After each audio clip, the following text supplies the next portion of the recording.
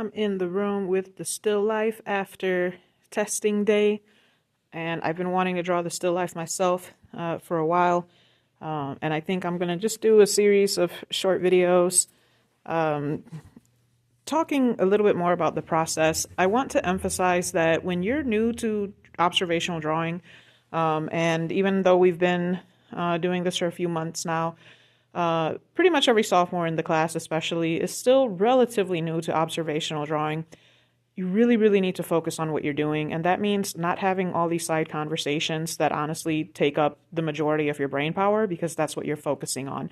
Please understand that drawing is a skill that anyone can develop, but you need to develop it purposefully. Practice does not make perfect unless it's purposeful practice. So for example, with my still life right now, that I've only been drawing on for maybe 10 minutes. And I'm so close up against my desk that I can't stand back enough. But anyway, you might notice something strange. I've got a piece of paper off to the side there, and that's because it is a lot easier to draw an ellipse or a circle rather than a section of it. So when I have this problem, I thought, okay, what can I do to solve that problem? Boom, add another piece of paper. It's just scrap. It's one of those letters, an extra copy, that I can then use to let my arm make that full circle. So that's thinking. Another thing, I've actually repositioned this sculpture twice so far. When I first drew it, I drew it down here, but I kept looking through my viewfinder. And the composition that I want to have, I want to make it so that the sculpture's tip ends up just barely to the right of the vertical midline, and the big opening of the sousaphone is going to end up just below the horizontal midline. But then I have to figure out how far from the bottom are things. So here I do have a little bit of an extra challenge because I'm drawing on this easel, so this line is partially blocking my view.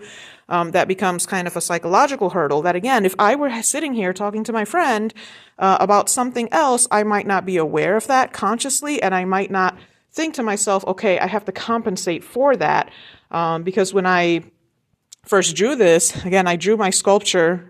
You can see I had the top right there and the bottom was down there originally. Actually, it was down. Actually, I'm not sure. Anyway, the point is I moved it up.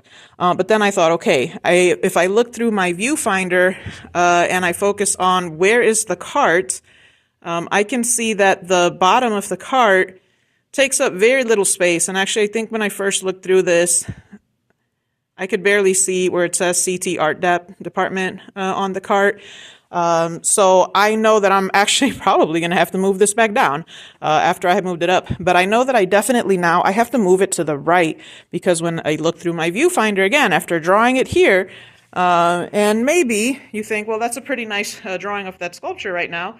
I agree, but it's too far from the rightmost edge, because when I look through my viewfinder, again, I set the crosshairs where I want to keep them. There's not a lot of negative space to the right of that sculpture, the white sculpture. So then when I look at my drawing, I see, okay, so maybe this vertical positioning is okay, but now I need to move it over. So I need to basically redraw it, and I might need to change the size of it again one more time. And notice that I'm redrawing first. I'm redrawing. Oops, sorry. It's hard to keep the phone straight and talk at the same time. I'm redrawing first, and then I have that little part of the sculpture that sticks out. It's going to end up kind of around here. And now this is looking crazy, so I can go ahead and erase or blend this back into the background. Because the other way that I knew that the positioning was wrong was because it was too close to this ellipse right there. And if we look, we can see there's a wee bit of space between these two objects. All right, so these are all things that all of you can do. All of you can do this, but you need to be focused on it. You need to actually be drawing, not moving your hand while your mouth is moving, and that's the main thing you're focusing on. All right, that's it for this section. I'll be back in a bit.